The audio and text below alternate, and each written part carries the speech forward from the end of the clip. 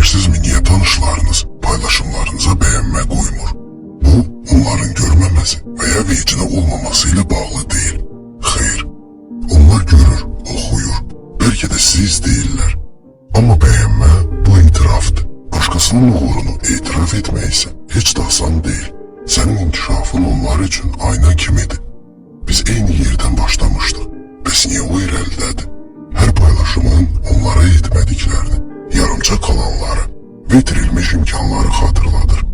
Ama beğenme sadece bir parmak yukarı işaresi değil. Bu demektir. Seni ve zəhmətini görürəm. Etdiklərin həqiqətən də dəyərlidir. Yalnız özündən razı ve daxili balans olan insanlar başkalarının uğruna sevinə bilirlər. Onların qəlbində paxıllığa yer yoxdur. Onlar başkasının qələbəsini itiraf etməkdən qorxmurlar. Çünkü öz həyatlarından məmnundular ve gördükləri işlə məşğuldurlar. Belə insan olmaqdan qorxma.